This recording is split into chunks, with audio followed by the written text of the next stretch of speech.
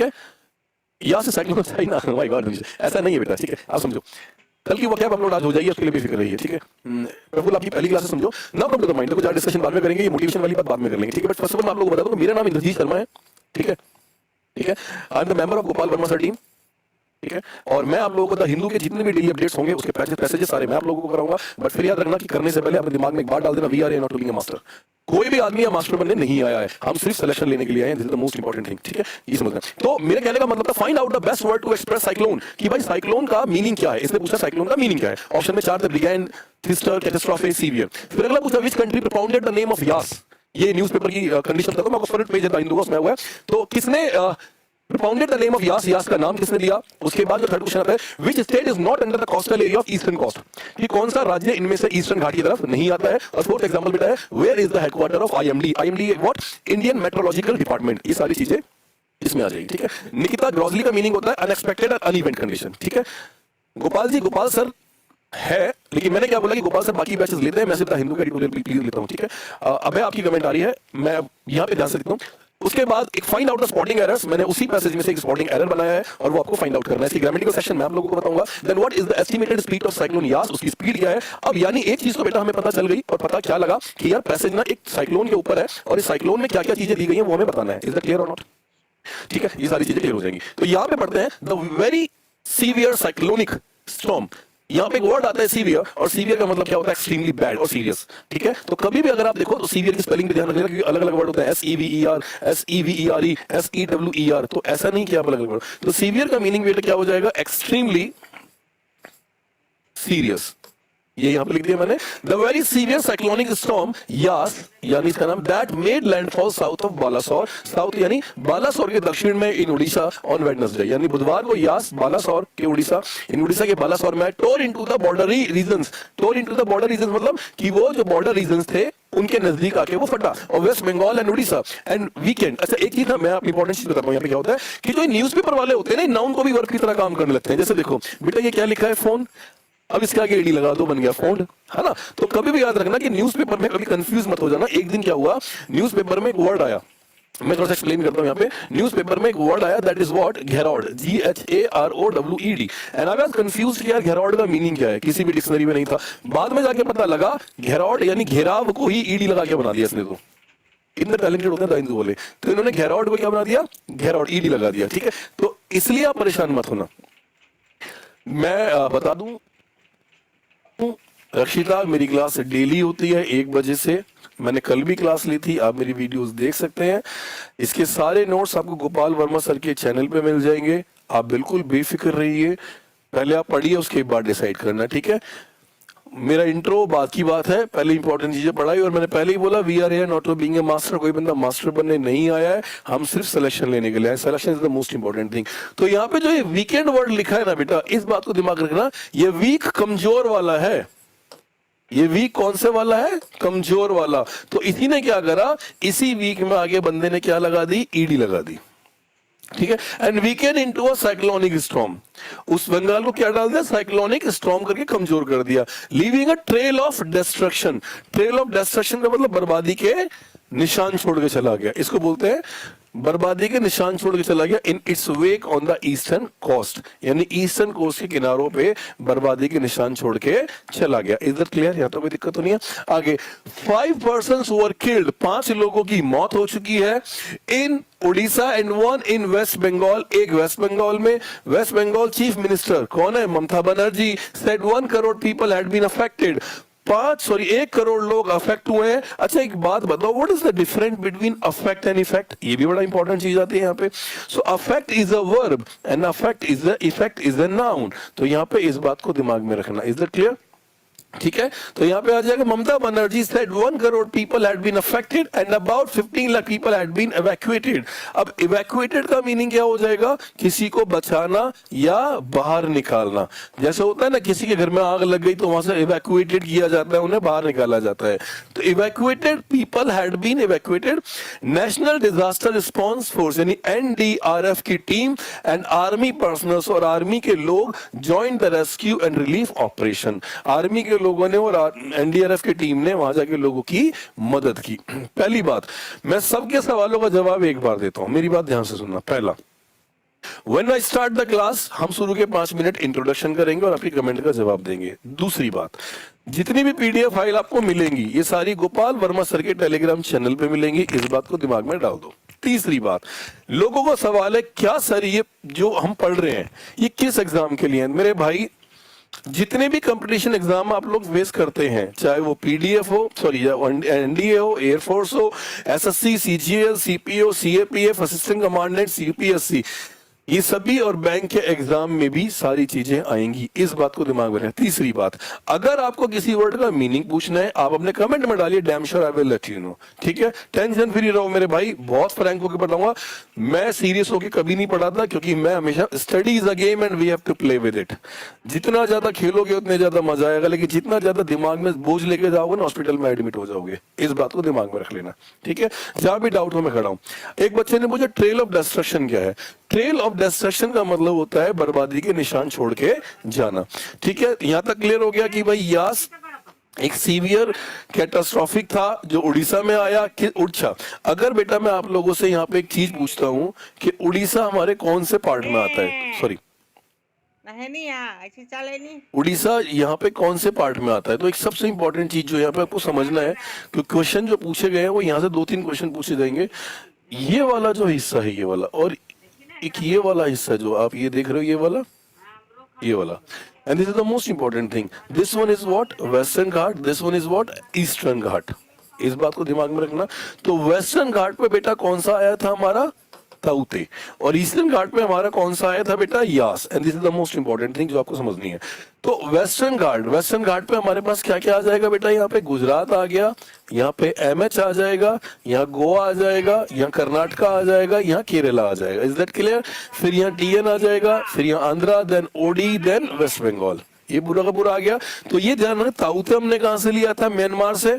फिर हमने यास कहां से लिया था? हमने ओमान से। ठीक है, यहाँ तक क्लियर हो गया। अब आगे, in Orissa 128 villages in Balasore and Bhadrak district, 128 लोग बालासोर और भद्रक डिस्ट्रिक्ट में वर इन ड्यूटेड, बाढ़ में बह गए, फॉलोइंग सी वाटर इनग्रेस। अच्छा ये बताओ इनग्रेस का मीनिंग क्या होता है? इनग्रेस का मीनिंग बेटा क्या होता है? एंट्री। इन इंड्यूटेड का मतलब क्या होता है? बाढ़, यानी बहुत बुरी तरह से बह जाना, डूब जाना। ऐसा बेटा अभिलाष टोर का मीनिंग होता है फटना, ये ध्यान रख लेना। टोर का मीनिंग क्या होता है? फटना। ठीक है, तो यहाँ पे ट्रेल ऑफ डिस्ट्रक्शन का मतलब होता है बर्बादी के निशान। ट्रेल का मतलब होता है मार्क, ये ध्यान से देखो। ट्रेल का मतलब होता है बेटा निशान, ठीक है। डिस्ट्रक्शन का मतलब होता है बर्बादी। पहले एक एक चीज समझना, डिस्ट्रक्शन का मतलब क्या होता है? मेरी थोड़ी सी हिंदी कमजोर है लिखने में, तो सॉरी टू से अगर गलत हो जाए तो। बर्बादी, तो ट्रेल ऑफ मार्क्स यानी सॉरी ट्रेल ऑफ डिस्ट्रक्शन का मतलब बर्बादी के निशान यहाँ पे आ जाएंगे। ये समझ आ गया? The cyclone caused extensive damage. Extensive damage मतलब बहुत बड़े लेवल पे उसने नुकसान किया। एक्सटेंसिव का मतलब बहुत बड़े लेवल पे, ये लार्ज स्केल पे। इवैक्यूएटेड का मीनिंग होता है बाहर निकालना या खाली कराना। डैमेज ऑफ पावर ट्रांसमिशन, बिजली का नुकसान किया। Lines in coastal areas, coastal area में जितने पावर ट्रांसमिशन थे उनका नुकसान किया। 100 of thatched, and this is the most important word guys, this is the most important word, thatched houses. ये आपको समझना है बेटा। Thatched house, THED, thatched houses क्या होते हैं? किसी को पता है बेटा ये वाली बात? जो लोग उड़ीसा से होंगे शायद उन्हें पता होगा।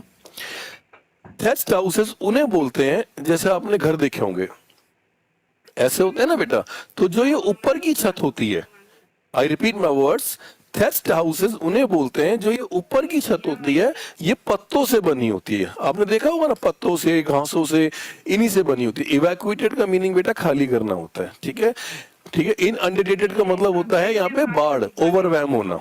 ठीक है, तो यहाँ पे थेज्ड हाउसेस का मतलब होगा पत्तों से बने जो घर थे, वर रेवेज्ड। रेवेज्ड का मतलब बर्बाद होना, यानी वो बर्बाद हो गए। ये भी वही आ गया यहाँ पे। ठीक है, एक वर्ड बता रहा हूं।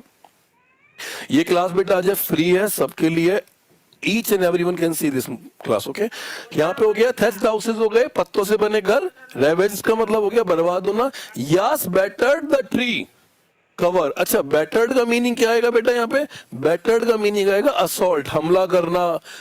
ठीक है, यास ने पेड़ों मतलब पेड़ों को भी बर्बाद कर दिया। बैटर्ड का मीनिंग भी क्या हो जाएगा? बर्बाद करना, हमला करना, असॉल्ट करना, नुकसान पहुंचाना, तो यहां से आ जाएगा असॉल्ट आ जाएगा, लॉस करना हो जाएगा ये सारी। Tree cover while passing through Balasore, जब वो बालासोर से निकल रहा था, and Mayurbhanj district, thousands of big trees were uprooted.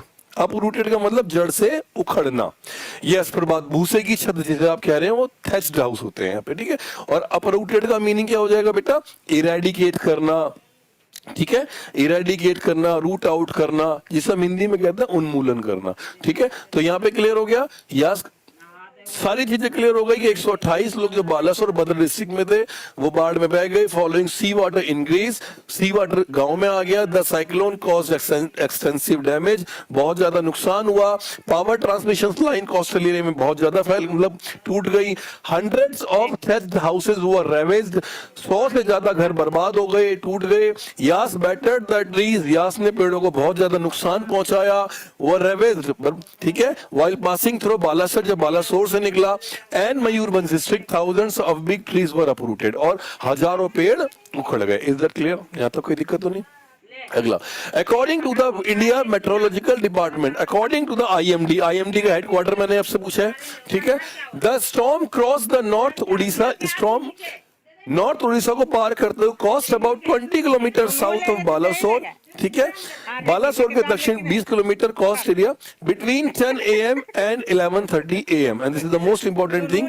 जब भी आप बिटवीन वर्ड का इस्तेमाल करें, ये ग्रामेटिकल सेक्शन है, इस बात को दिमाग में रखना कि जब भी आप बिटवीन वर्ड का यूज करें तो ये दिमाग में हमेशा रखना बिटवीन के साथ एंड आएगा, और अगर बिटवीन की जगह फ्रॉम लगा होगा तो बेटा हमेशा क्या आएगा? टू। देखो जैसे कि I will organise a blood donation camp at 8 AM, from 8 AM to 9 PM, और between AM to 9 PM and 9 PM। Reason, between के साथ एंड आएगा, फ्रॉम के साथ टू आएगा, इस बात को दिमाग में रखना। और स्पीड क्या थी बेटा? 130 से 140 kilometre per hour. Is that clear? Okay, what is the measurement of cyclone? Cyclone को कैसे नापा जाता है? जिस तरह अर्थक्वेक को रिएक्टर स्केल से नापा जाता है, तो साइक्लोन को कैसे नापा जाता है ये भी आप लोगों को बताना है, ठीक है। Is important. आगे बेटा, the cyclonic hit the coast with the far less intensity, थोड़ी सी कम इंटेंसिटी थी then what was predicted. Predict मतलब जैसा हमने अनुमान लगाया था। By afternoon the cyclonic storm had moved away, दोपहर तक साइक्लोनिक स्टॉर्म आगे चला गया from Balasore and had entered Mayurbhanj, और मयूरभंज में आ गया डिस्ट्रिक्ट। ट्रिगरिंग यानी एक्टिवेट करना, हैवी रेन, बहुत तेजी से बारिश हुई। The system is expected to enter Jharkhand as cyclone, system ने एक्सपेक्ट किया था कि वो झारखंड में भी जा सकता है, बस ठीक है, यहां तक था और कुछ नहीं था। अब आपके पास है question, now come to the point, example number 1, find out the best words to express cyclone. Cyclone के लिए हम कौन सा वर्ड इस्तेमाल कर सकते हैं? Brigade, twister, catastrophe. Actually twister लिखा था, थिस्टर हो गया, ठीक है। Brigade, twister, catastrophe, severe. Which word is the best for cyclone? Cyclone के लिए क्या आएगा? देखो, cyclone is what? It is a natural disaster. I repeat my words. Cyclone is what? It is a natural disaster. अब natural disaster के लिए आप क्या क्या यूज कर सकते हो? मेरी बात ध्यान से समझना। एक, कैटास्ट्रोफे, कैटा वर्ड जिसके लिए भी आएगा वो हमेशा डाउनफॉल की तरफ लेके जाएगा, इस बात को ध्यान रखना। ये लिस्टिंग करता है, कैटा वर्ड जहां भी आएगा वो लिस्टिंग करता है, ठीक है। एक वर्ड आएगा कैटास्ट्रोफे, दूसरा वर्ड बताओ। हरिकेन भी आ सकता है, नेचुरल डिजास्टर भी आ सकता है, बहुत सारे वर्ड है। सीवियर का मतलब क्या आ जाएगा? एक्सट्रीमली बैड, एक्सट्रीमली सीरियस कर सकते हो, ठीक है। इसका करेक्ट आंसर क्या है बेटा? C. The best word is what? D नहीं आएगा बेटा, सी, कैटास्ट्रोफे, यानी इसका मीनिंग क्या आएगा? Natural disaster. आज हम मैक्सिमम पैसेज कवर अप करेंगे, ठीक है। साइक्लोन, वेरी गुड, ठीक है, यहाँ पे आ जाएगा। Which country propounded the name of Yaas? किस देश ने यास का नाम दिया था? कोई बताएगा मुझे बराबर से? किस कंट्री ने यास को नेम दिया था? क्योंकि जितने भी साइक्लोन आते हैं वो सारे साइक्लोन को नाम दिया जाता है, और उन सभी साइक्लोन को अगर आपकी क्लास रुक रुक के चल रही है, पॉज हो रही है, आप मुझे 1 मिनट दीजिए, मैं भी कंफर्म करता हूँ, 1 मिनट दीजिए।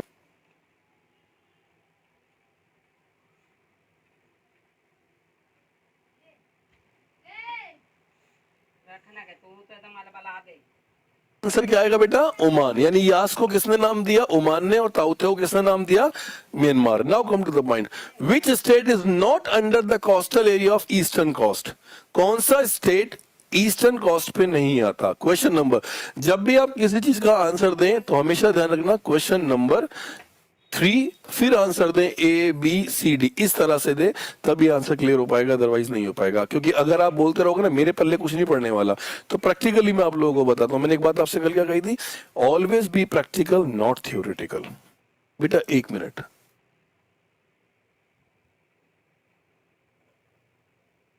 क्वेश्चन में पूछा गया है the storm cross the north Odisha, का आंसर देना है ना चीजें।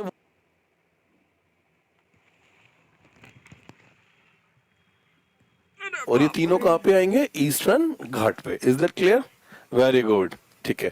Now come to the point, where is the headquarter of IMD? Question में बताया गया है कि आईएमडी इंडियन मेट्रोलॉजिकल डिपार्टमेंट का हेडक्वार्टर कहां पर है, ये पूछा गया है। ये पैसेज की प्रॉपर्टी है। अगर आप यहाँ पे ध्यान से देखें तो यहाँ पे एक वर्ड है इंडियन मेट्रोलॉजिकल डिपार्टमेंट, इसका हेडक्वार्टर पूछा गया है। तो बताओ कहां? फटाफट से do fast. Question number 4, question number 4, headquarter कहां है आईएमडी का? इंडियन, मैं लिख देता हूं उसको, इंडियन मेट्रोलॉजिकल डिपार्टमेंट कहां पर है बेटा? जल्दी बताओ। न्यू दिल्ली। वेरी गुड, ठीक है, वेरी गुड, शाबाश। समझ आ रहे हैं ना? कोई सारे पैसेज, कोई दिक्कत तो नहीं है? तो पैसेज करने के लिए पहले क्वेश्चंस को समझो फिर पैसेज को। चलो, यहां तक तो तुम्हारी नॉलेज पैसेज से रिलेटेड थी। अब हम पैसेज में से कुछ चीज उठाते हैं। एग्जाम्पल नंबर 5 क्या कहता है? Find out the spotting errors, ठीक है, find out the spotting errors. Question में पूछा गया है the storm cross the north Odisha cost about 20 kilometers south of Balasore between 10:30 a.m. and 11:30 a.m. in the morning. आपको क्वेश्चन नंबर 5 का answer देना है A B C D. What it is called? It is called spotting errors. और spotting errors find out करने का best तरीका क्या है? There are some words by which we can identify the exact error. Sentence में कुछ ना कुछ ऐसे एरर्स दिए गए होते हैं जिनकी बदौलत हमें आंसर मिलता है। आप मुझे क्वेश्चन नंबर 5 का आंसर निकाल के दिखा दो। आई ओपनली चैलेंज यू। देखते हैं कितने लोग सही निकालते हैं। फिर क्वेश्चन नंबर 6 पैसेज से रिलेटेड है। अब ये लाइन मैंने आपके पैसेज में से ही उठाई है, ठीक है। वसीम कोई बात नहीं बेटा, आप continue. Thank you so much issue for the compliments and the compliments of the comment, I don't know, ठीक है। स्पॉटिंग एरर का मतलब क्या होता है सोनम? जब भी आप कोई वनडे एग्जाम का पेपर दोगे तो इस तरह से एक क्वेश्चन दिया गया होता है जिसमें लास्ट ऑप्शन होता है बेटा नो, क्या होता है? एरर। 4 ऑप्शन आपके पास होंगे, एक होगा ए, एक होगा बी, एक होगा सी और एक होगा डी। शायद अगर आप लोगों ने कोई एग्जाम दिए होंगे, चाहे सीडीएस के, असिस्टेंट कमांडेंट के, सीजीएल के, सीपीओ के, जो भी आपने एग्जाम दिए होंगे उसमें एक क्वेश्चन आता है।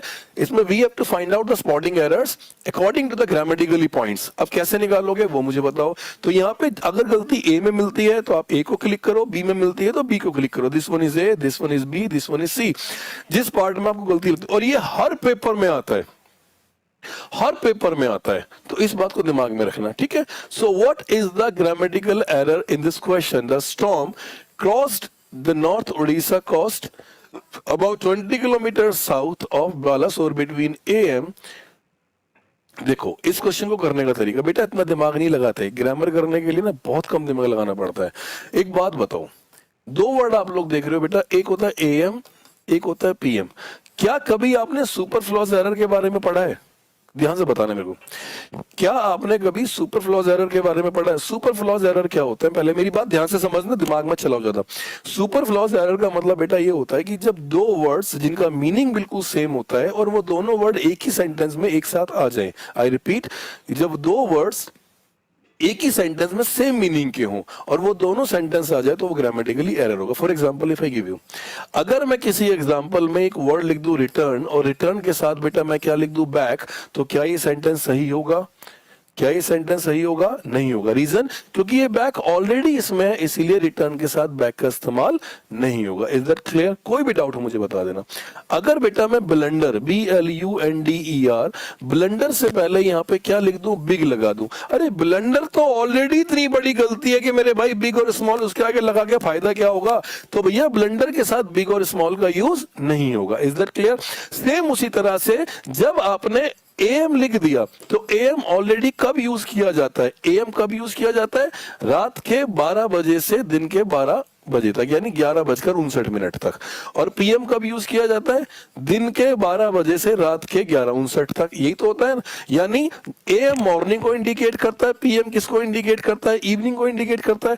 तो मेरे भाई जब, एक बात बताओ, रिटर्न के साथ बैक नहीं आ सकता, ब्लंडर के साथ स्मॉल और बिग नहीं आ सकता, नेम के साथ गुड और बैड नहीं आ सकता, because it makes a superfluous error. क्या आप प्रीफर और मोर एक साथ लगा दोगे? नहीं, बिकॉज दोनों कंपैरेटिव डिग्री का यूज करते हैं, तो दो कंपैरेटिव डिग्री एक साथ नहीं आते। तो सेम, जब आपने AM बोल दिया तो फिर मॉर्निंग बोलने की जरूरत क्या है?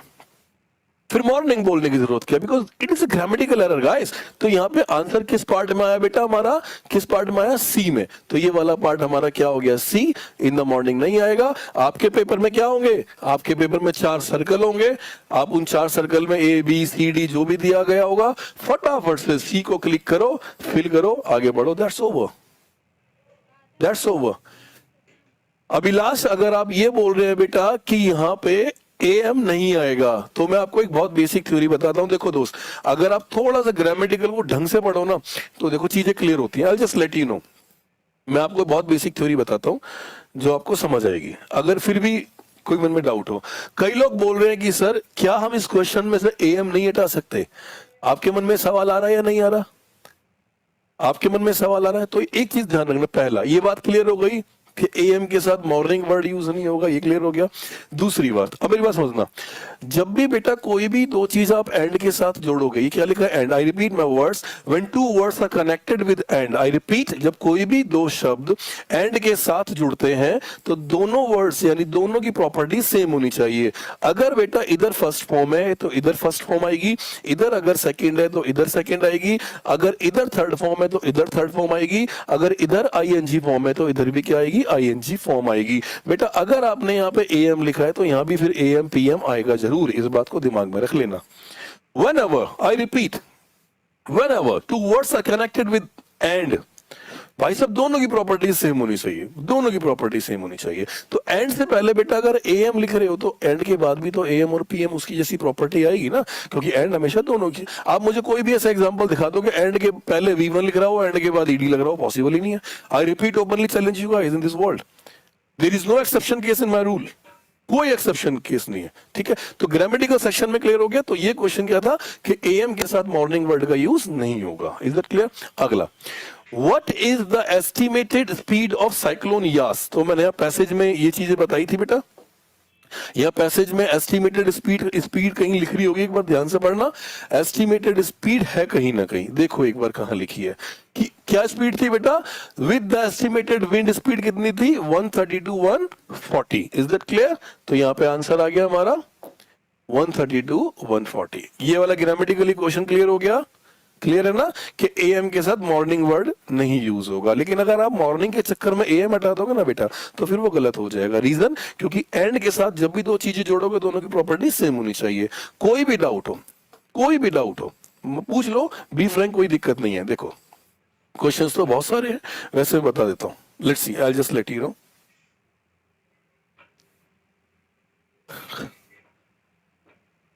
If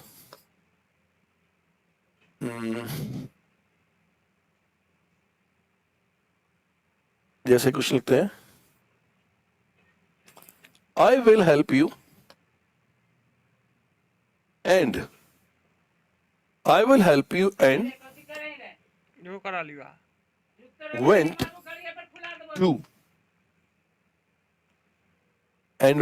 to your father। इस तरह से एक नॉर्मल एग्जांपल उठा लिया मैंने। ठीक है, I will help you and went to your father. कुछ नहीं करना बेटा, यहाँ पे ये क्या लिखा है बेटा, एंड। जब भी एंड के साथ कोई भी दो वर्ब जोड़ोगे, दोनों की प्रॉपर्टीज क्या होनी चाहिए, सेम, क्योंकि मैंने भी क्या कहा था बेटा, एंड के साथ दोनों चीजें same, V1 V2 V3 V1 V2 V3। इधर अगर ING है तो इधर भी क्या आएगा, ING। इधर हेल्प वर्ब की कौन सी फॉर्म है, फर्स्ट, तो यहाँ वेंट की जगह भी फर्स्ट फॉर्म क्या आ जाएगी, गो।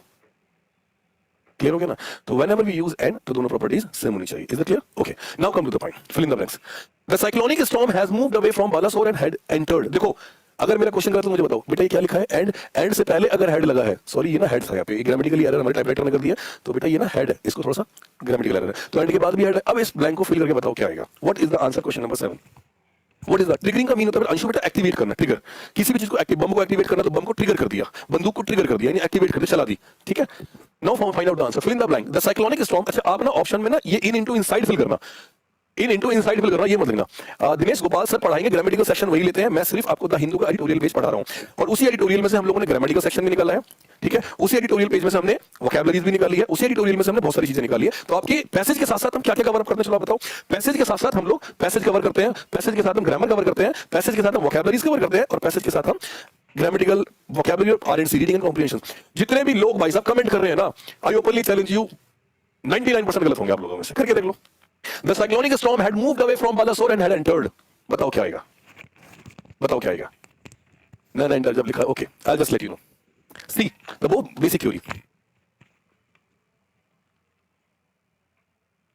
चीजों को समझा करो। मैंने बेटा आपसे एक बात बोली है, बी प्रैक्टिकल नॉट थ्योरेटिकल। जिस दिन थ्योरेटिकल होगा बर्बाद हो जाओगे। कुछ समझ आएगा, देखो अभी आपको क्या समझ आया।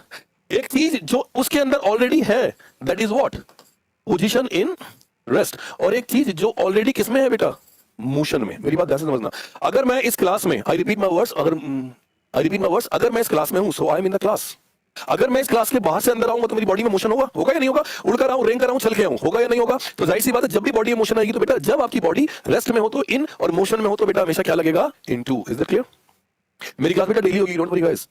समझ रहे हो मेरी बात को? जब आपकी बॉडी किसमें होगी, rest, I am in the class, I am in the room, I am in the theatre. But when I enter, जब मैं अंदर आता हूं तो मेरी बॉडी में मोशन होगा, और मोशन आते क्या लग जाएगा, इनटू। तो यहां पे क्या लग गया, इनटू। अब क्वेश्चन को यहां ध्यान से देखना, वेट बेटा wait. I am blank room, I came blank room, I entered blank room. Question है, मेरी बात ध्यान से समझना, तब करते हैं। I am in the room because you are in rest, I came in to the room because your body is in position, motion, sorry. But इस वाले में कुछ भी नहीं आएगा, रीजन मैंने भी थोड़ी देर पहले बेटा को क्या बताया था कि एंड सुपर फ्लॉज एरर, याद है या नहीं है? मैंने क्या कहा था कि रिटर्न के साथ बैक नहीं आएगा, ब्लेंडर के साथ बिग और स्मॉल नहीं आएगा। क्यों नहीं आएगा? रीजन, क्योंकि बेटा एंटर्ड में ऑलरेडी इन और इनटू दोनों शामिल होते हैं।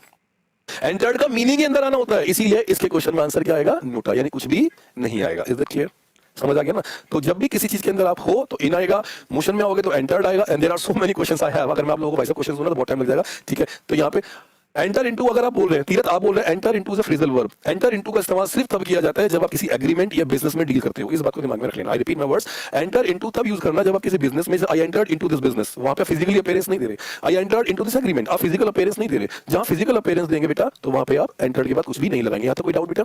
कोई भी इशू हो तो मुझे बता देना। अगर बफरिंग हो रही है तो मैं उसको फिर एक बार रिफ्रेश कर देता हूं, जिससे आपकी सारी चीजें क्लियर हो जाएंगी। यहां तक कोई डाउट हो ग्रामेटिकल सेक्शन में किसी, मुझे बता देना। एंटर्ड में इन इनटू यूज करेंगे, सुपर, यस वेरी गुड निष्ठा। एंड अब देखो, ज्यादा मत याद करो, मैं फिर बोलता हूं बेटा, ज्यादा दिमाग लगाओगे ना फेल हो जाओगे। मेरा स्ट्रेट फॉरवर्ड सीधी सी बात है, जिंदगी में कभी भी एंटर्ड के बाद इनटू मत लगाना। 99 या 100% बोल रहा हूं, पेपर में जितनी बार क्वेश्चन आया उतनी बार आप गलत करोगे। एंटर्ड के बाद कभी भी इनटू मत लगाना, there are so many questions.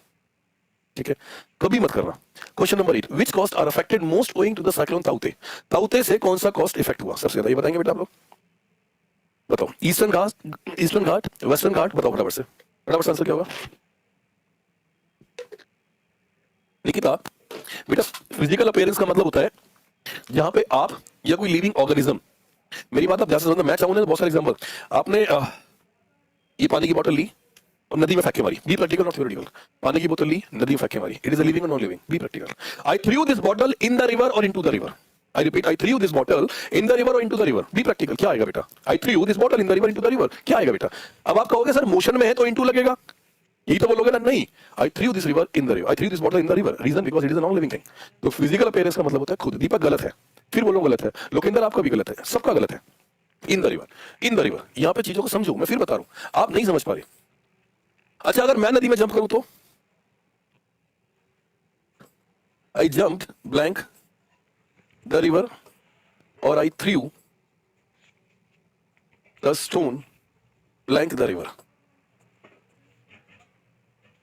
First और सेकेंड, अगर मैं बात प्रैक्टिकली करूं तो जब आपने जंप की, because you are a living being, तो लिविंग बीइंग के केस में बेटा क्या आएगा? इनटू। इनटू क्यों आएगा? क्योंकि आप बाहर से अंदर जा रहे हो। बात क्लियर हो गई ना?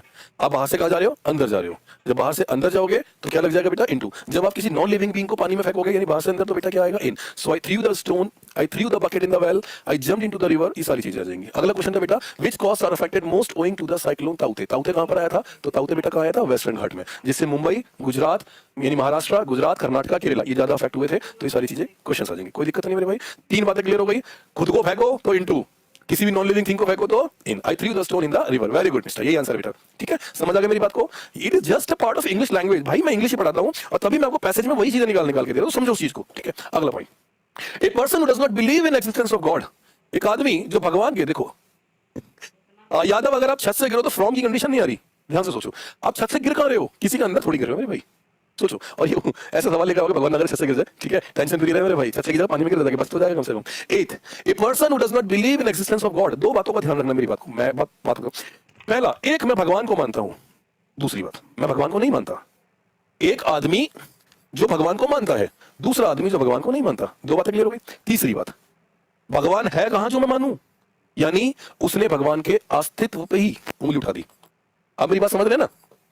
एक आदमी जो ये कहता है भगवान है मैं मानता हूं, एक कहता है लेकिन मेरी मर्जी मैं नहीं मान रहा, बट कहता है भगवान है कहां, मैं नहीं मानता, तो यानी उसने एक्जिस्टेंस पे। तो एक बहुत कॉमन सा वर्ड आता है थीस्ट। मेरी बात ध्यान से समझना, जो भगवान को मानता है, हु बिलीव इन गॉड, इसके आगे ए लगा दो, क्या बन जाएगा? Who doesn't believe in God. समझ आया मेरी बात को?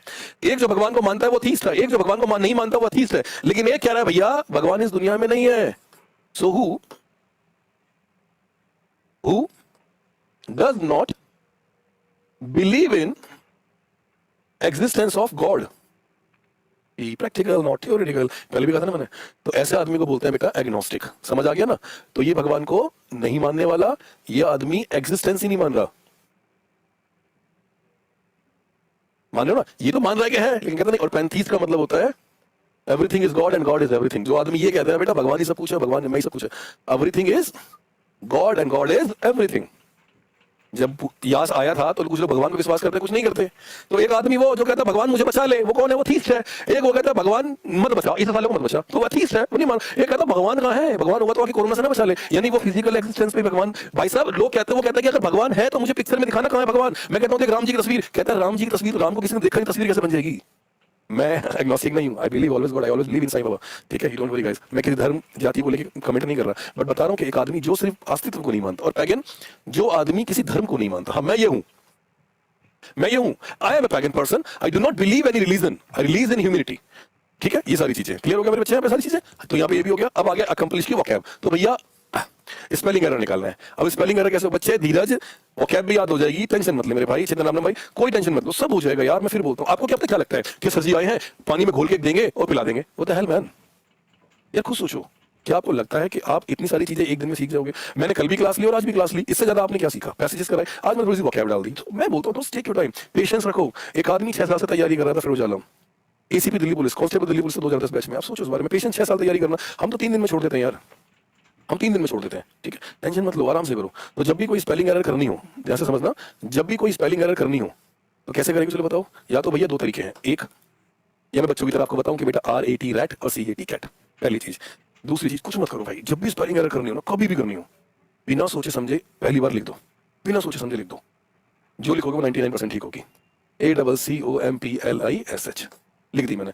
दूसरी बात, जैसे ही आपने सोचा स्पेलिंग गलत हो जाएगी, ध्यान कर लेना, टेंशन मत लो उस चीज के लिए। ठीक है, आपको यकीन नहीं हो रहा, चलो बताता हूँ।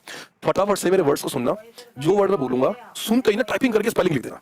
ठीक है, मैं अपना इंट्रोडक्शन मेरे भाई अभी जाने से पहले ना मैं पूरा इंट्रोडक्शन देके जाऊंगा, यू डोंट वरी। जब सारे बच्चे आ जाएंगे ना, मैं बार बार अपना नाम पूछते हो, मैं सबको बताऊंगा। ठीक है, बफरिंग तो नहीं हो रही, वीडियो क्लियर चल रही है, साउंड क्लियर है ना, कोई दिक्कत तो नहीं? फिर हम लोग पैसेज 2 स्टार्ट करने वाले हैं, वो भी हमारे लिए इंपॉर्टेंट है। ठीक है, ओके, बफरिंग हो रही है, let me give me time, 1 second तो मैं बफरिंग।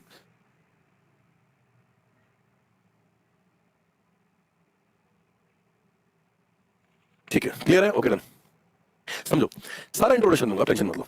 अच्छा, मैं एक स्पेलिंग बोल रहा हूं, मैं एक वर्ड बोल रहा हूं, फटाफट से टाइपिंग करके लो, पार्लियामेंट, बिना सोचे समझे लिखो पार्लियामेंट। मैं सबकी कमेंट पढ़ रहा हूं, मेरे पास सारी कमेंट आ रही है, फटाफट से लिखो भाई। मेरा नाम जलानी नहीं है, पार्लियामेंट बिना सोचे समझे लिख दो, बिना सोचे समझे लिख दो। सोचना नहीं है, टाइपिंग करो तो फटाफट से पार्लियामेंट, बिना सोचे समझे लिख दिया। 99% लोगों की स्पेलिंग ठीक होगी। क्या होगी बेटी जल्दी बताओ? पार्लिया, बताओ सही है या नहीं है? मैं बोलता हूँ सोचोगे तो गलत। इंसान अपनी जिंदगी में कंफ्यूज कब होता है? जब उसकी जिंदगी में ऑप्शन होते हैं। जब ऑप्शन ही नहीं होंगे तो कंफ्यूज क्या रहोगे मेरे भाई? और हमारे पेपर में तो ऑप्शन हमेशा मिलेंगे, इस बात को दिमाग में रखना। अगर आज आपके पास आईफोन है और मार्केट में दूसरा कोई फोन ही नहीं है तो आप कंफ्यूज ही नहीं हो, क्योंकि आपके पास ऑप्शन नहीं है। लेकिन जब आपके पास आईफोन के अलावा भाई साहब और बढ़िया फोन आ जाएगा, सोचो पहले लोग नोकिया 1100 यूज करते थे, ऑप्शन नहीं था लोगों के पास, कंफ्यूज नहीं थे। 1100 उठते भाई साहब और बढ़िया फोन आ गया, कंफ्यूज हो गए कौन सा लें। फिर सैमसंग आया, सैमसंग ने मार्केट पीट दी, फिर और कंफ्यूज हो गए। यानी हम कंफ्यूज कब है? जब हमारी जिंदगी में क्या है? ऑप्शन है। इस बात को दिमाग में रखना, ठीक है। दूसरा तरीका, एक स्पेलिंग लिखते हैं, ठीक है, दोबारा दो, बिना सोचे समझे लिखना। सोचोगे फिर गलती करोगे, फटाफट से लिखते हैं एक स्पेलिंग जल्दी से। क्या लिखोगे बताओ जल्दी से, सबकी स्पेलिंग ठीक होनी चाहिए। स्पेलिंग वर्ड में बोल रहा हूं, ध्यान से सुनना। अकोमोडेशन, अकोमोडेशन फटाफट से लिख दो। सरोज इतनी सारी स्पेलिंग लिखेगी बेटा पहली बार में? अकोमोडेशन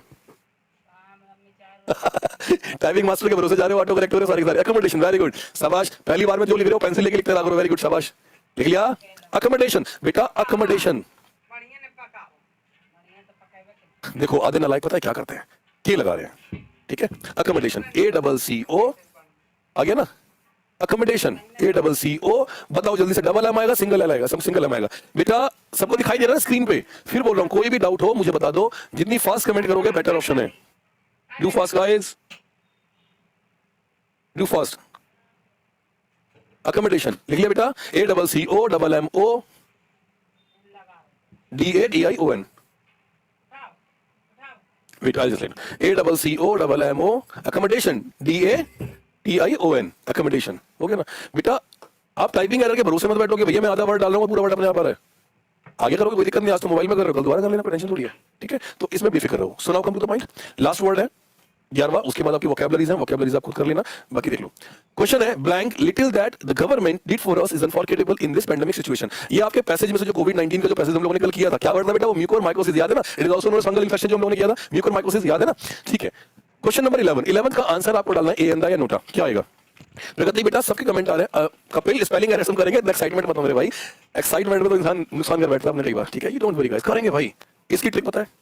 इस क्वेश्चन का आंसर सही बता दो, गारंटी है, चैलेंज करता हूं। ए द लिटिल ना बेटा, लिटिल भी साथ में लिखो, द लिटिल लिखो, आ लिटिल लिखो, साथ में लिखो, ठीक है। लिखो blank little that the government did for us is unforgettable in this pandemic situation. कि भैया इस पैंडेमिक सिचुएशन में गवर्नमेंट ने जो भी हमारे लिए किया वो ठीक ठाक था। आप मुझे आंसर बता दो।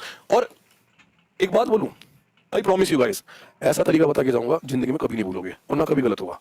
अगर गलत हो जाए तो मैं बैठा हूं, मेरा नाम इंद्रजीत शर्मा है, मैं जस्ट इंट्रोड्यूस माय सेल्फ मैं करूंगा, बट ध्यान से समझना, ठीक है। सोनू आपको मेरी कमेंट मिल रही है, कमेंट भाई सबकी मिल रही है, मुझे सबकी मिल रही है। थोड़ा सा ट्रैफिक ज्यादा हो जाता है कमेंट में, क्योंकि there are so many students. हो गया, सबकी कमेंट्स आ गई? लिटिल, लिटिल, लिटिल, लिटिल आएगा, आ गई। और किसी की रही तो बताओ, ट्रिक बताऊं या नहीं बताऊं? जल्दी से बताओ, आंसर बताओ। अभी समझाऊंगा वो, क्या सब समझाऊंगा। इतना क्यों पढ़ रहे हो कि स्पेसिफिक है, नॉन स्पेसिफिक है, कम है, ज्यादा है, सफिशिएंट है? क्यों पढ़ रहे हो यार? मत पढ़ो, मत पढ़ो। ये प्रैक्टिकल में देखो, जब मैंने अपना एग्जाम क्लियर किया था ना, तो मैंने एक चीज जिंदगी में सीखी थी भाई, कि पढ़ो वो जो औरों से डिफरेंट हो। क्योंकि जिनका सिलेक्शन नहीं होता और जिनका होता है, उनमें बस एक ही फर्क है, सिर्फ पढ़ने का तरीका, बस वो बदलना है। सी आपने पढ़ लिया, क्वेश्चन आया पेपर में, there are so many example, जैसे कि आया little money that you are earning, ये लिखना मत, मैं बता रहा हूं, कॉपी पेन है तो लिख लो। Little money that you are earning should not be wasted, should not be wasted, ठीक है मेरे भाई। Same option A and the same question है, सेम क्वेश्चन है, कोई दिक्कत तो नहीं है, ठीक है। बहुत सारे स्टूडेंट्स हैं भाई, दुनिया भर लगभग 80,000 बच्चे देख रहे हैं मुझे इस टाइम पे, ठीक है। ए एंड द, और एक ऑप्शन क्या आ जाएगा? नोटा। अब क्या होता है कि हम लोग जब पढ़ते हैं तो हमें ये बताया जाता है कि लिटिल क्या है, दैट क्या है, सारी चीजें मत पढ़ना। पढ़ाने को तो मैं भी कराऊंगा, नो डाउट, बस समझना जब भी आपकी लाइफ में, आई रिपीट, एक ट्रिक बता रहा हूं, ध्यान से समझना, यहाँ पे शायद एक्स्ट्रा बोर्ड आ जाएगा। ट्रिक बता रहा हूं, ट्रिक ये है बेटा, जब भी आपकी लाइफ में लिटिल या फ्यू नजर आए, आई रिपीट, मत पढ़ो ये एक्सेप्टेबल है, जब भी आपकी लाइफ में लिटिल या फ्यू नजर आए और इसके एग्जांपल में क्या दे रखा हो, आई रिपीट दैट, जब भी लिटिल और फ्यू के एग्जांपल में दैट दे रखा हो, बिना सोचे समझे आंख बंद करके ताला लगा देना, आंसर अपने आप आ जाएगा। जब भी लिटिल और फ्यू के एग्जांपल में दैट दे रखा हो, बिना सोचे समझे आंख बंद करके ए लगा, सॉरी ताला लगा देना, आंसर अपने आप आ जाएगा। क्लियर है? कोई लंबी छोटी कहानी नहीं बताई मैंने बेटा, आ गया आंसर? क्वेश्चन पढ़ लो, आंसर अपने पास है। Question number 11, question number 12। Hello sir, अगर आप इंडियन आर्मी में हैं, Ankit, last 18 years I am prepare PCSL exam, okay. Jain sir, मैं आर्मी वालों की बहुत रिस्पेक्ट करता हूँ, ठीक है। दोबारा समझाता हूँ, दोबारा देखो। मैंने क्या बताया बेटा, जिस एग्जांपल में लिटिल और फ्यू दे रखा हो और साथ में क्या दे रखा हो, दैट, बिना सोचे समझे क्या लगा देना, द, तो आ जाएगा, आंसर आ गया। लिटिल के बाद बेटा क्या दे रखा है यहाँ पे, दैट, क्या आएगा आंसर हमेशा, दैट। गाइस अगर आप हिंदी बनाने के चक्कर में पागल हो जाओगे ना भाई साहब, there are so many students, बहुत सारे लोग ऐसे जिनको हिंदी बनाने नहीं आती, अगर आप ट्रांसलेट करोगे और आप ये देखोगे, देखो लिटिल फ्यूज ये मैं पढ़ाऊंगा, लिटिल का मीनिंग होता है कम, लिटिल का मतलब थोड़ा बहुत, लिटिल का मतलब ज्यादा, तो ये सारी चीजें। अब अगर आप असिस्टेंट कमांडेंट एसी की तैयारी करो ना मेरे भाई, आपको बहुत मेहनत करनी पड़ेगी, क्योंकि असिस्टेंट कमांडेंट का एग्जाम मैंने भी दिया है, ठीक है, मेरा निकल चुका था, लेकिन मींस में सॉरी मेरा इंटरव्यू नहीं हुआ था, even I have cleared 3 times SSB in CDS. और किसी को सीडीएस के बारे में कोई जानकारी चाहिए तो मुझे बता देना, उससे बता दूं, इज इट क्लियर? तो यहाँ पे लिटिल के बाद बेटा क्या दे रखा था, दैट, सीधा सीधा मैंने क्या लगा दिया, the. So there are so many examples guys, हमारे पास बहुत सारे हैं, तो ये तुक्के मारने वाली बात नहीं मेरे भाई। क्या तरीका बताया मैंने, क्या तरीका बताया कि लिटिल और फ्यू के बाद क्या दे रखा हो, दैट, सीधा क्या लगा देना था, is it clear? Very good, ठीक है। और ये बेटा आपकी वोकैबुलरीज है, ये सारी पीडीएफ फाइल आप लोगों को मिल जाएगी। अभी एक बच्चे ने पूछा था, दिनेश ने पूछा था, दैट नहीं आया तो, सॉरी दैट नहीं आया तो तरीका सुन लो दोबारा, दैट आ गया तो ताला लगेगा, फिक्स हो गया। अब दूसरा सुन, अगर सेंटेंस पॉजिटिव है, जैसे कि ध्यान से सुन, I requested her to bring me few books, समझाए तो ध्यान से सुन, क्वेश्चन है, I requested her to bring me blank few books, A B E D, ऐसे समझिए। तो फ्यू बेटा पहला आ फ्यू, दूसरा द फ्यू, तीसरा फ्यू और चौथा लिटिल, ठीक है। मैं कुछ आज, ठीक है, मेरी क्लास रेगुलर होती है। पहली बार बेटा यहाँ क्या लिखा है, बुक्स, लिटिल वर्ड हटा दो, बचे कितने, 3। अगर एसएसबी के बारे में आपको जानकारी चाहिए तो आप मैं आपको बता दूंगा, मेरी कल भी क्लास होगी, बचे कितने बेटा, 3, लिटिल आगे उन चीजों के लिए लिखना नहीं जा सकता। A few the few few, क्या इस फ्यू के बाद दैट है, क्या इस फ्यू के बाद दैट है, नहीं है, हटा दे, बचे कितने, 2। ए फ्यू, उसने बोला ही नहीं रिक्वेस्ट की, कैसा सेंस आ रहा है, पॉजिटिव, उसने बोला कि भैया मैं रिक्वेस्ट कर रही हूं, मुझे थोड़ी सी बुक्स ला दो, तो सेंस कैसा आ गया, पॉजिटिव, और पॉजिटिव में क्या लगेगा, ए फ्यू, और नेगेटिव में क्या लगेगा, फ्यू, तो बेटा आंसर क्या आ जाएगा, फ्यू बुक्स। बेटा ये यूट्यूब पे नहीं चल रही सरोज, सीरीज लिखा, सीरियस लिखा है, बुक्स इज, बेटा बुक्स नालायक, बुक्स काउंटेबल है, गिन सकता है ना, बुक्स तो काउंटेबल गिन सकता है ना, ठीक है। मेरे ऐप नोट्स मिल जाएंगे, but you wait for some times, I am just going to organise the batch, you don't worry guys, but wait for some times, is it clear? ठीक है, वोकैबुलरी आपको मिल जाएगी। Let's start. बेटा इतना excited क्यों हो रहे हो, क्योंकि देखो मैं बताऊं एक चीज आप लोगों को, इतना एक्साइटमेंट मत लो, क्योंकि अभी ये पैसेज इतने सारे हैं और अभी इतने सारे क्वेश्चंस हैं आप लोगों को, तो वो भी करने हैं, ठीक है, तो टेंशन फ्री लो। एक पैसेज है जीएसटी को लेके, आज के अखबार में शायद अगर लास्ट पेज की तरफ देखे तो आपको सारी मिल जाएंगी। मेरी क्लास रेगुलर है, टेंशन मत ले यार, ठीक है। अब मैंने पैसेज करने का तरीका आपको क्या बताया था, कोई बताएगा मुझे? मैंने पैसेज करने का तरीका ये बताया था कि बेटा अगर आप पहले पैसेज पढ़ते हो, फिर क्वेश्चन की तरफ जाते हो, फिर वापस पैसेज की तरफ आते हो, इस तरह कि भैया पैसेज पढ़ा, क्वेश्चन पे गए, फिर कुछ पैसेज पढ़ा, फिर क्वेश्चन पे गए, ठीक है। I think answer will be, बहुत इंपॉर्टेंट चीज है। विनोद आपने क्या पूछा है बेटा, क्योंकि कमेंट्स बहुत पीछे चली जाती है तो पता नहीं चल पाता, ठीक है, ठीक है। The word writ is expressed in the passage. How many types are there? Writs कितनी तरह की होती है इंडियन पॉलिटी में, पता होगा आप लोगों को। बफरिंग हो रही है, एक मिनट दो मुझे आप लोग, एक सेकंड में ऐसे रिफ्रेश कर दो। देखो अब बफरिंग नहीं हो रही होगी, ठीक है, ठीक है।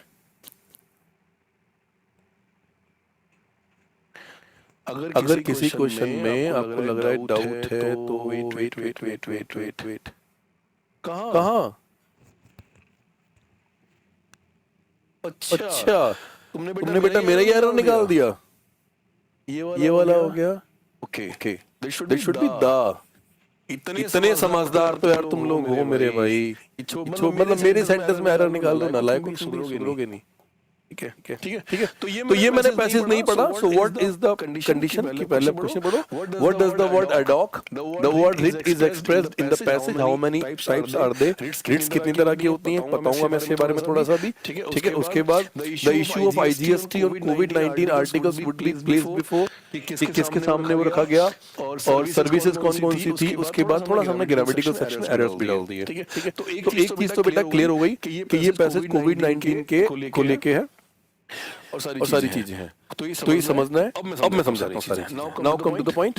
पढ़े भाई, मेरी आवाज ठीक है ना, इतनी स्पीड से तो नहीं जा रही ना, टेंशन फ्री रहो, क्योंकि दोस्त पैरामिलिट्री फोर्स का बंदा हूँ तो आसानी से हार मानने वाला नहीं हूँ, ठीक है, ठीक है। भाई अगर बफरिंग होती ना, वीडियो को बाद में भी देख सकते हो, ठीक है। इसके बाद बहुत सारी चीजें मैं एक्सप्लेन करूंगा। देखो आज हमने पैसेज कितनी जल्दी कवर अप किया, धीरे धीरे ना मैं कैसे पैसेज की संख्या बढ़ा दूंगा, आप उसकी टेंशन मत लो। रिट्स 5 होती हैं, वो सारी रिट्स मैं आप लोगों को बताऊंगा। बेटा मैंने क्या बोला अभी मत समझो कि मैं आप लोगों को खाली पैसेज पढ़ाऊंगा, पैसेज का सेक्शन पूरा बताऊंगा, ठीक है। Now come to the point. GST levy on कोविड-19 रिलीज इंपोर्ट चैलेंज, क्या है ये लेवी? इस लेवी का मतलब होता है इंपोज करना, यानी किसी चीज को लागू करना, यानी मैं हिंदी में बताऊं तो सिंपली इसको बोलते हैं लागू करना, यानी थोपना। मैं बेटा मैंने बफरिंग की प्रॉब्लम को अभी हटाया था और मैंने खुद से रिफ्रेश किया था, ठीक है, ठीक है। अभी क्लियर है, समझ में आ गया?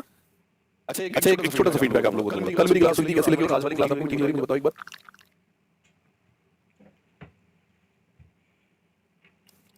भाई सागर डिपेंड करता है पेपर कौन सा देना है। अगर आपको भैया एसएससी का पेपर देना है तो न्यूज़पेपर पढ़ने की जरूरत नहीं है आपको। जितना टाइम आप न्यूज़पेपर पढ़ने में वेस्ट करोगे बेटर ऑप्शन है प्रैक्टिस कर लो। मेरा मानना यह है, मैंने कल भी कहा था स्विमिंग सीखने के लिए किताब पढ़ने की जरूरत नहीं है, पानी में उतरना पड़ेगा। पहली बार जिंदगी में डर लगेगा डूबने का। मैं हर साल लद्दाख जाता हूँ बाई बाइक, मैं बाइक माउंटेनियर, ठीक है। और सारी चीजें बताता हूँ मेरे भाई, मुझे बहुत डर लगता है बाइक चलाने में, लेकिन 8 साल से लद्दाख जा रहा हूँ। मुझे स्विमिंग करना नहीं आती थी, मैंने स्विमिंग सीखने के लिए धक्का दे दिया। डर लगता है जिंदगी में, लेकिन उस बात को करने में डर लगता है जो हमें नहीं आता। जिंदगी में सबसे आसान चीज वो है जो आपको आती है, और जिंदगी में सबसे टफ चीज वो है जो आपको ही नहीं आती है। बस याद रख लेना, जो मुझे आता है वो सबसे आसान है, और जो मुझे नहीं आता वो सबसे टफ है। लेकिन जो सबसे टफ है मैं करके देखूंगा एक बार। तो भाई जहरीला नहीं हुआ, ऐसे मत लिखो यार आप। ठीक है ठीक है ठीक है ठीक है ठीक है। जिंदगी में कोई चीज टफ नहीं है मेरे भाई। किसी ने कहा था कि क्या आप भारत, क्या आप वर्ल्ड की 100 कंट्रीज घूम सकते हो? Sorry to say but I am just going to share my views. किसी ने कहा था कि क्या वर्ल्ड में 100 कंट्री घूम सकते हो? इवन आई हैव कवर्ड 19 देश घूम चुका हूं मैं अभी तक। And I know 3 languages, English, Russian and French. ठीक है 19 देश घूम चुका हूं मैं। अभी लास्ट ईयर में लॉकडाउन में शेयर कराया था। तो ऐसा नहीं है मेरे भाई, नॉलेज का पिटारा भरा बड़ा है, बस ऐसा नहीं कि मैंने पढ़ के किया है, मैंने प्रैक्टिकल किया है। इसलिए बोलता हूं बेटा पढ़ो लेकिन प्रैक्टिकल होकर पढ़ो। जिंदगी में जितना थ्योरेटिकल होते चलेगा ना बर्बाद हो जाओगे, जितना प्रैक्टिकल होगा ना पैसा बर्बाद हो जाओगे। इसलिए दिमाग में रखना, be practical not theoretical. Swimming सीखनी है पानी में उतरो, क्रिकेट सीखना है ग्राउंड में उतरो, पेपर देना ना भाई एग्जाम जैसा एटमॉस्फेयर बनाओ, जितने क्वेश्चन उड़ा सकते हो उड़ाओ। मैंने क्या कहा था, मछली का जाल जितना बड़ा होगा मछली उतनी ज्यादा फंसेंगी, नॉलेज का एरिया जितना ज्यादा होगा क्वेश्चन उतने ज्यादा फंसेंगे।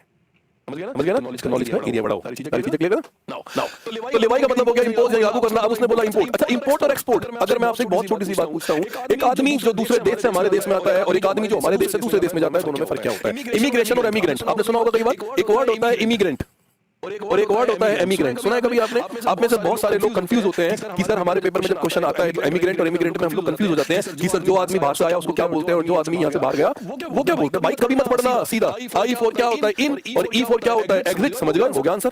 आई फॉर इन और ई फॉर एग्जिट। आई का मतलब आना और ई का मतलब जाना। कॉन्स्टिट्यूशन की बात करूं तो आर्टिकल 6 और आर्टिकल 7 भारतीय संविधान के अनुच्छेद 6 यानी according to the Indian constitution of article 6 कहता है the person who comes from the Pakistan in our country, किसमें आएगा? आर्टिकल 6 में यानी इन। और the person who migrates in Pakistan from India, article 7। हो गया ना मेरे भाई? तो आई फॉर इन यानी आई से आया इमिग्रेंट तो वो भारत में आया, ई से आया यानी एग्जिट यानी वो भारत से गया। इसी तरह इंपोर्ट और एक्सपोर्ट, इंपोर्ट आई से स्टार्ट हुआ यानी इन और एक्सपोर्ट ई से स्टार्ट हुआ यानी एग्जिट। क्लियर है? हिंदी नहीं पूछी मैंने। विशाल भाई पैसा कहां से लाते हो? शौक है। ठीक है। भारत कैसे कोई एडवेंचर नहीं है जो मैंने ना किया हो, इवन वर्ल्ड के भी। ठीक है, जिंदगी impossible is not word of my life is very good. ठीक है, समझ आ गया ना भाई? तो इंपोर्ट से पता चल गया यहाँ पे, इंपोर्ट का मतलब आई से स्टार्ट हुआ यानी इन। अब कहता है N NCR based national capital, याद रहे NCR based firm that imported, import मतलब इन्होंने लाया oxygen cylinders and regulators and donated them. Donate का मतलब दान देना, डोनेट का मतलब दान देना। तो दिल्ली गवर्नमेंट जिन्होंने डोनेट किया हैज चैलेंज, उनको एक मुसीबत का सामना करना पड़ गया। The centres exclusion. एक्सक्लूजन का मीनिंग क्या होता है बेटा? एक्सक्लूजन का मीनिंग होता है बहिष्कार करना। कि सेंट्रल गवर्नमेंट, आपने स्टेट लिस्ट और सेंट्रल गवर्नमेंट लिस्ट तो पढ़ी होगी ना बेटा, अनुसूची 7 पढ़ा है आपने? शेड्यूल 7 क्या कहता है? वो लिस्ट के बारे में जानकारी देता है जिसमें हम कंकरेंट लिस्ट, स्टेट लिस्ट और सेंट्रल लिस्ट के बारे में पढ़ते हैं। और आपको पता होगा कि कंकरेंट लिस्ट हमने कहां से ली गई है बेटा? हमने ऑस्ट्रेलिया से अपनी कंकरेंट लिस्ट ली है, ध्यान रख लेना। तो यानी स्टेट सेंटर के मामले में इंटरफेयर नहीं कर सकता, लेकिन सेंटर स्टेट के मामले में इंटरफेयर कर सकता है। ठीक है, तो एक्सक्लूजन का मतलब यानी वो लोग चैलेंज को फेस कर रहे हैं कि सेंट्रल गवर्नमेंट हम लोगों को डोनेट देने से मना कर रही है state government. Is that clear? Of such imports from the ad hoc. अब एडॉक की बात करते हैं। चलो बड़ी इंपॉर्टेंट चीज देखो, अगर मैं आपसे पूछूं बेटा एडॉक का मीनिंग क्या होता है, कोई मुझे बताएगा? एडॉक का मीनिंग क्या होता है? आप में से किसी को पता? बेटा मेरा टाइम 6 सही बजे होगा, टेंशन ना ले। अगर कोई आदमी आपसे ये पूछे एडॉक का मीनिंग क्या होता है, तो भाई ज्यादा दिमाग मत लगाओ।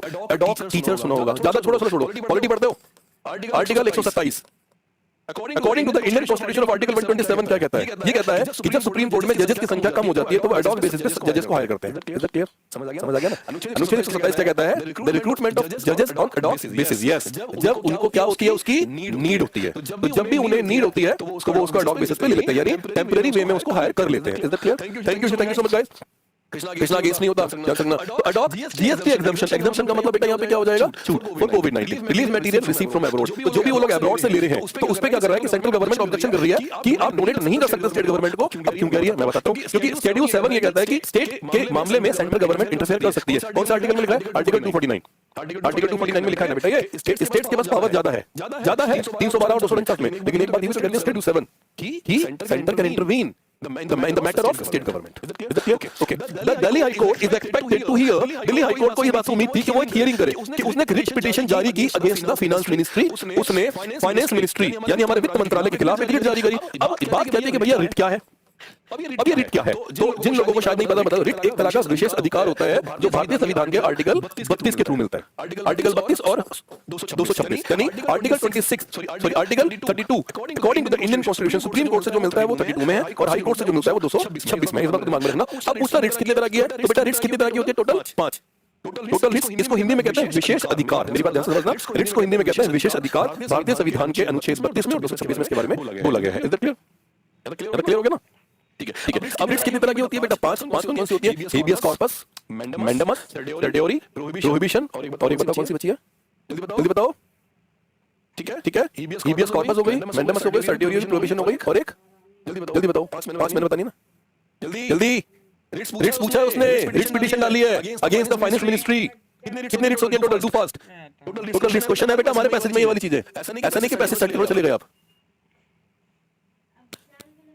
बताओ बेटा, वीटो पावर नहीं है। वीटो पावर में कहां जा रहे हो? अनटचेबिलिटी छोड़ो आप, ये चीजें अनटचेबिलिटी का सब छोड़ो। अभी नहीं से बात करते हैं। तो रिट्स कितने हो गए टोटल बेटा? 5।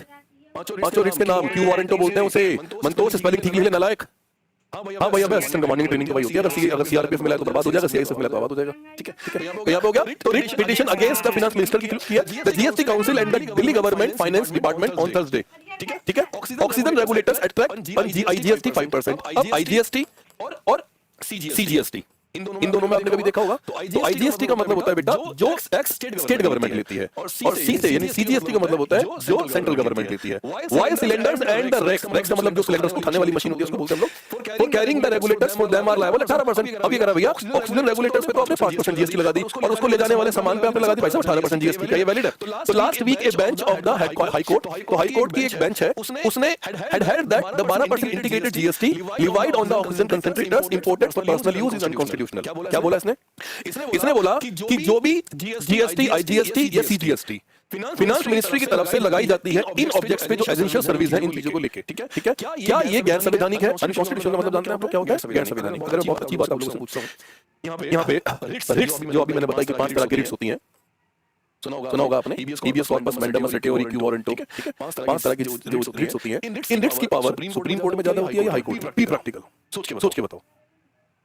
बंदी प्रत्यक्षीकरण जो आपने बोला बेटा उसको हेबियस कहते हैं। ठीक है। अब मुझे बताओ रिट्स की पावर यानी आर्टिकल 32 सुप्रीम कोर्ट और आर्टिकल 226 हाई कोर्ट, जो यहाँ हाई कोर्ट का जिक्र किया गया है, इसमें किसकी पावर ज्यादा है?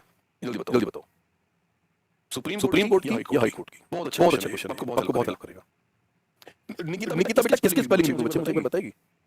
सभी का बहुत प्रैक्टिकल क्वेश्चन पूछा मैंने, मतलब इतना इजी का जनरल नॉलेज के लिए मार्केट में खड़े होकर डिस्कशन भी करोगे ना, आदमी को बहस नहीं आदमी को डिस्कस तब करना चाहिए जब उसके पास नॉलेज है। मेरी बात समझ रहे हैं आप? जब नॉलेज नहीं तो बोलने से फायदा नहीं, अपनी बेइज्जती कराने से मतलब है।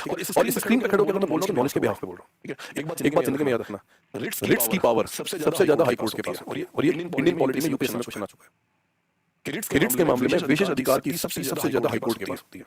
बेटा supreme court as well as high court can issue the writs against the lower court. ठीक है। अब उसकी टेंशन मत। ये हो गया। अब कहते हैं the finance ministry had told the court, finance ministry यानी एफएम, ठीक है, that the issue would be placed before the GST council, कि जो इशू आया है इसको हम जीएसटी काउंसिल के सामने डालते हैं। और देखते हैं वो क्या करते हैं। फिर ऑन मई 3 यानी 3 मई को the ministry had exempted, ministry छूट दे देती है इंपोर्टेड यानी आने वाली चीजों पे कोविड-19 relief materials from IGST levies, जो आईजीएसटी उन्होंने थोपा था उस पे क्या करते थे? छूट दे देते हैं। प्रोवाइडेड बशर्ते it was received free and donated, कि भैया आप उसे जो डोनेट की गई चीजें उसे भी ले सकते हो, फ्री ले सकते हो। टू स्टेट अप्रूव्ड एंटिटीज का मीनिंग बेटा यहाँ पे क्या हो जाएगा? संस्था, उन संस्थाओं से फ्री डिस्ट्रीब्यूशन आप फ्री भी बांट सकते हो।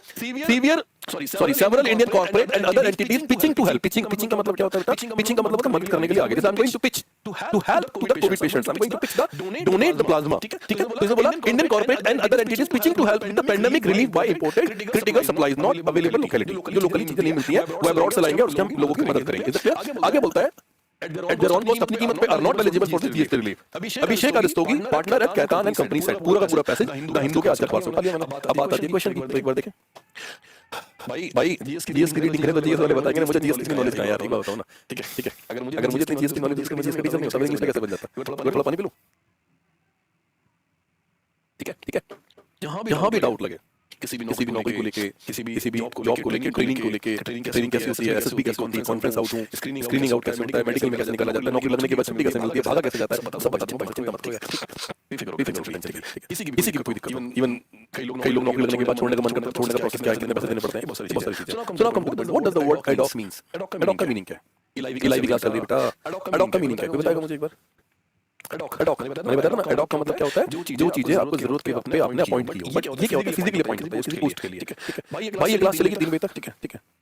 उसके लिए टेंशन मत लो। तो एडॉक का मीनिंग होता है नेसेसरी और नीडेड, यानी जरूरी भी है, जरूरी भी है और जरूरत भी है। सिंपल सी बात है, 3 बजे तक क्लास चलेगी, 3 बजे तक, यानी 1 से 3 डेली, ठीक है। मजा आ रहा है? नहीं आ रहा तो बता दो, जल्दी बताओ मजा आ रहा है नहीं आ रहा, तो फिर मैं आगे क्वेश्चन कर रहा हूं। कमेंट का वेट करो फटाफट से, तो मजा आ रहा है नहीं आ रहा?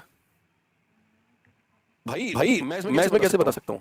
भाई ये वाली फ्री क्लास है अभी, ठीक है। बहुत ज्यादा मजे मत लो नालायक को, मजे लेने के चक्कर में पढ़ाई नहीं हो पाती फिर, ठीक है। टेंशन फ्री रहो मेरे भाई, ठीक है। थोड़ी देर ज्योग्राफी को छोड़ दो, इंग्लिश भी जरूरी है पेपर के लिए, ठीक है। टेंशन फ्री रहो भाई, ये क्लास चलेगी मंडे टू सैटरडे, टेंशन मत लो। एडॉक का मतलब होता है नेसेसरी नीडेड। अगला तो वर्ड रीड मैंने बता दी। टोटल रीड कितनी तरह की होती है बेटा? 5 के नाम मैंने आप लोगों को बता दिए, habeas corpus, mandamus, certiorari, quo warranto, ठीक है, और प्रोहिबिशन, ठीक है। ये सारी चीजें आप लोगों को मिल जाएंगी। अगर मेरा टाइम चेंज हो गया तो पता कैसे चलेगा, ठीक है। तो ये सेक्शन प्रेशर आ जाएगा, मनाही आ जाएगा। अगला question, the issue of IGST on covid article would be placed before. जो इशू था आईजीएसटी को लेके, वो किसके सामने पेश किया गया था? तो एक बार थोड़ा सा मैसेज की तरफ जाओ, एक बार थोड़ा सा मैसेज की तरफ जाते हैं और ये वाली लाइन पढ़ो। इसने बोला कि जो इशू है वो पेश किया गया, तो यहां से लेके यहां तक पढ़ो बेटा एक बार। क्या लिखा था फाइनल, ये देखो, ये लाइन पढ़ो, ठीक है। भाई क्या कमेंट का रिप्लाई दो मुझे बताओ। मेरा फोन नंबर चाहिए भाई, फोन नंबर नहीं, अभी नहीं, ठीक है। क्वेश्चन को समझो, नालायक को ध्यान से। The finance minister told the court that the issue would be placed before the GST council that meets on Friday, ठीक है। जो जीएसटी काउंसिल के सामने पेश किया गया, ओके ना। क्वेश्चन क्या बना बेटा? The issue of IGST on covid articles would be placed before finance ministry, नहीं होगा, दिल्ली गवर्नमेंट नहीं, हाई कोर्ट नहीं, क्या आ गया बेटा? GST council. क्लियर है? क्वेश्चन को पढ़ा करो, तभी जाके क्लियर होगी, ठीक है। अगला, according to the high court what is unconditional in this passage. अच्छा एक बात बताओ, क्वेश्चन जब मैंने बताया तो हाई कोर्ट में अनकंडीशनल क्या था? ये तो कहा था ना कि भाई जो एसेंशियल सर्विस है, जो अपने ऑक्सीजन कंसंट्रेटर्स पे जो आप लोगों ने टैक्स लगाया हुआ है, वो क्या है? यही तो पूछा था ना। तो वही चीज आपको पता नहीं है भाई। अगर मैं अपनी क्लास का टाइम कम कर देता हूं तो आपको क्या लगता है कि आप 1.5 घंटे में बहुत सारे पैसेजेस कर सकते हो? एक चीज जिंदगी में याद रखना, 2 बातें बड़ी इंपॉर्टेंट है। पहला, आपकी जरूरत क्या है, और एग्जाम की जरूरत क्या है, ये आपको समझना है।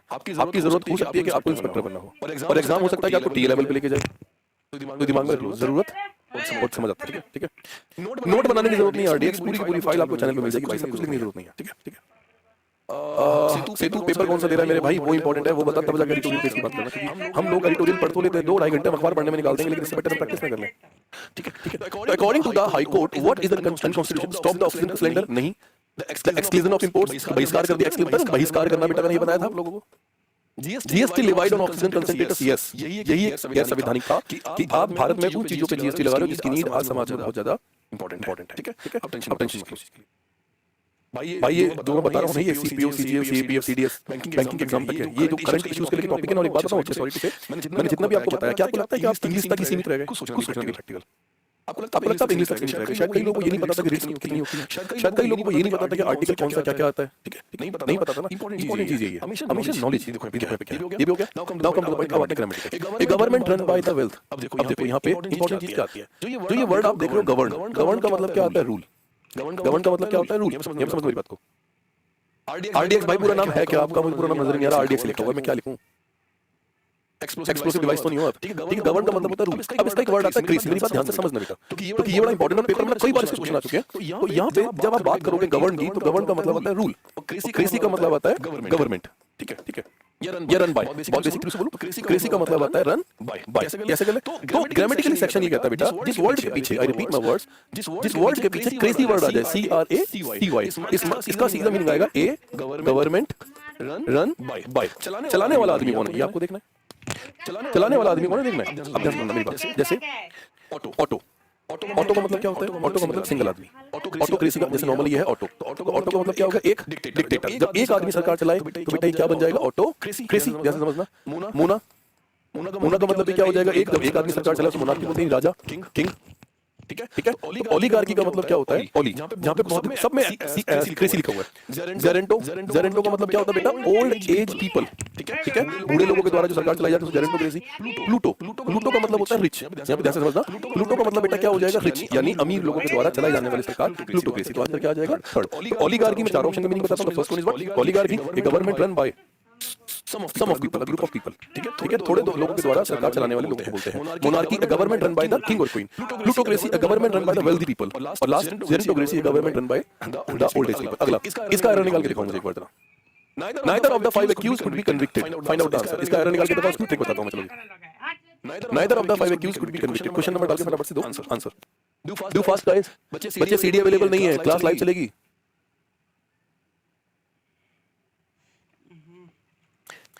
भाई मैं जाने से पहले ना एक बार सारी चीजें बताऊंगा। पीडीएफ आपको मिल जाएगी गोपाल वर्मा सर के टेलीग्राम चैनल पे, आप इसके लिए बेफिक्र रहिए, ठीक है। What is the answer of this question? Question number 6। Question number 6।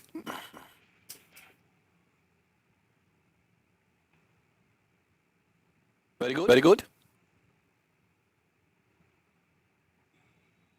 Anshu बेटा, इंग्लिश लैंग्वेज का मतलब होता है is useful in everything, personality के लिए भी और समाज के लिए भी। अगर आपको अच्छी तरह से इंग्लिश आती है, समाज में अलग वर्चस्व होगा, ठीक है। यहाँ पे समझना, NEITHER, neither, either और each, ये सिर्फ और सिर्फ दो लोगों को इंडिकेट करते हैं। जैसे समझना मेरी बात को, neither, either, each and neither, इधर भी कह सकते हो। साउंड प्रोनाउंसिएशन में कोई फर्क नहीं आएगा। जैसे ये दो से ज्यादा होंगे, नाइदर को नन से, ईदर को वन और एनी से, और ईच को ईच एंड एवरी से रिप्लेस कर दो। और जैसे ही आप इनका यूज करोगे तो दो से ज्यादा लोगों के बारे में बात होगी,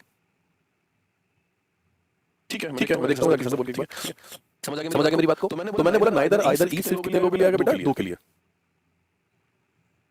ये समझ आ गया। अब यहाँ पे नंबर्स का बड़ा गेम है। नंबर्स का बड़ा गेम है। अगर बेटा यहाँ पे लिखा 2 तो नाइदर ठीक है, लेकिन नंबर्स कितने हैं? 5, यानी कितने हैं? More than 2। जब कोई चीज 2 से ज्यादा होती है तो नाइदर को रिप्लेस सीधा किससे करोगे? नन से। आंसर आ गया ना? नाइदर को सीधा रिप्लेस किससे करोगे? नन से। जैसे फिट, ध्यान से देखना। Example,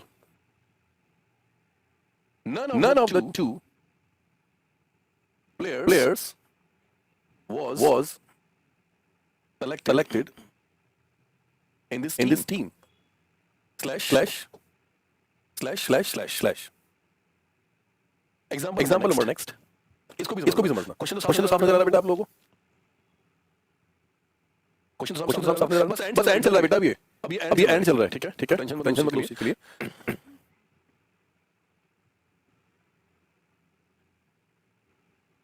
Either of the four students, either of the 4 students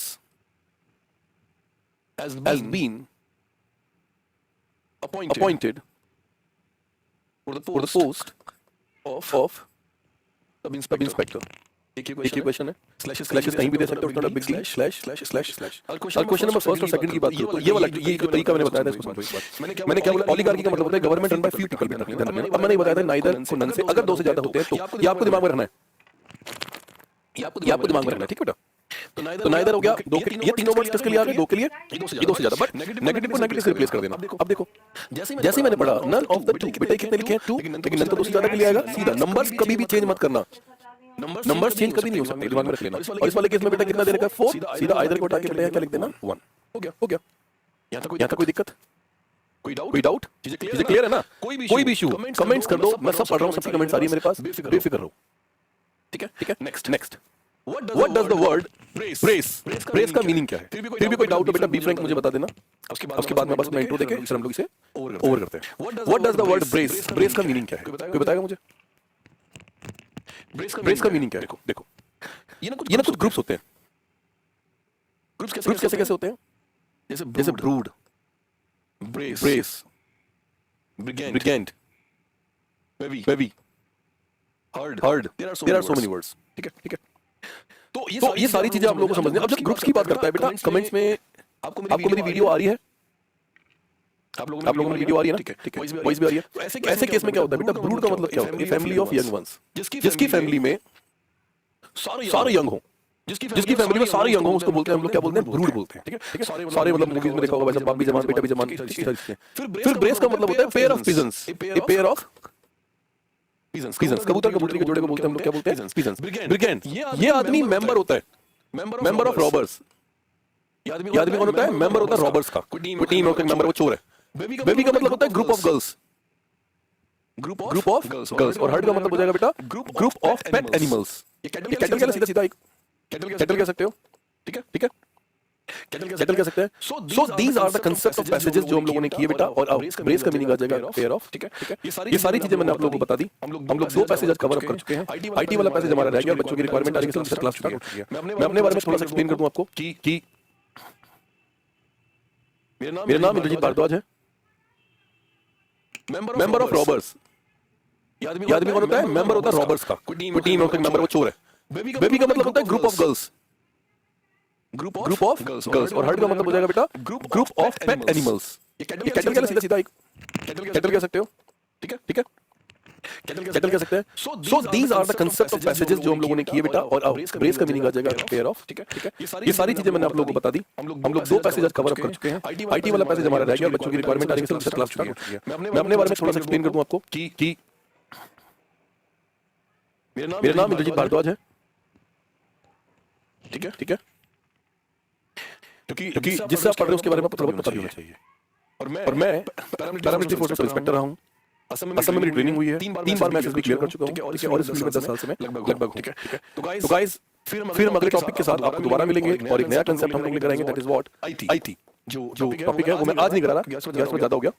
new IT rules coming to force today will comply with every source the Hindu, ठीक है। तो ये सारी चीजें हम लोग दोबारा करते हैं। आज के लिए मैं अलविदा लेता हूँ। कल से बेटा गुड मॉर्निंग गुड इवनिंग बोलते जाएंगे, ठीक है। आज के लिए thank you so much guys, ठीक है, जय हिंद, बाय।